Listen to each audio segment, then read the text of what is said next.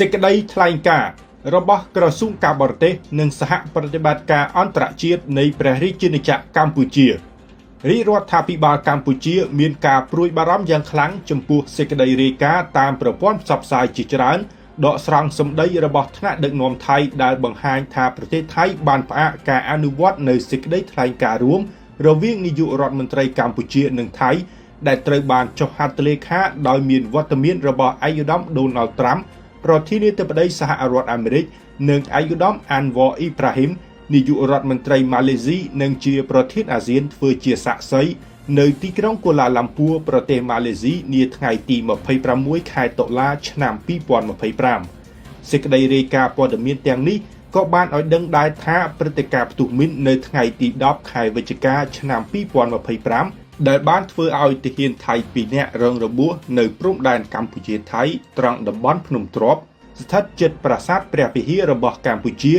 ត្រូវបានលើកឡើងថាជាមូលហេតុនៃការផ្អាកអនុវត្តសេចក្តីថ្លែងការណ៍រួមខាងលើនេះរួមទាំងការលុបចោលគម្រោងដោះលែងយោធិនខ្មែរ18រូបពីការឃុំខ្លួននៅប្រទេសថៃដែលភាគីថៃបានប្រកាសថានឹងអនុវត្តនៅថ្ងៃទី12ខែវិច្ឆិកាឆ្នាំ2025រាជរដ្ឋាភិបាលកម្ពុជាសូមបដិសេធយ៉ាងដាច់អហង្ការចំពោះរាល់ការចោទប្រកាន់របស់ប្រទេសថៃថាកម្ពុជាបានដាក់មីនថ្មីនៅព្រំដែនជាមួយប្រទេសថៃ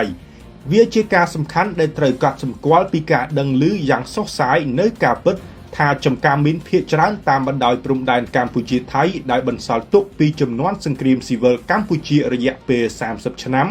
ក្នុងទសវត្សរ៍ឆ្នាំ1970និងឆ្នាំ1980មិនទាន់ត្រូវបានបោសសម្អាតនៅឡើយទេដោយសារតែភូមិសាស្ត្រលំបាកនិងស្ថានភាពមិនទាន់មានការកំណត់ខណ្ឌសីមាព្រំដែនរាជរដ្ឋាភិបាលកម្ពុជាសូមបញ្ជាក់សារជាថ្មីថាកម្ពុជានៅតែបដិញ្ញាអនុវត្តសេចក្តីថ្លែងការណ៍រួមដែលត្រូវបានចុះហត្ថលេខាជាមួយនឹងការសាទរយ៉ាងខ្លាំងក្លាពីសហគមន៍អន្តរជាតិក្នុងនាមជាប្រទេសដែលបានគាំទ្រយ៉ាងមុតមាំនិងជារដ្ឋភាគីនៃអនុសញ្ញាហាមឃាត់មីនប្រឆាំងមនុស្សកម្ពុជាមិនដែលបានប្រើប្រាស់ហើយក៏នឹងមិនប្រើប្រាស់មីនថ្មីឡើយ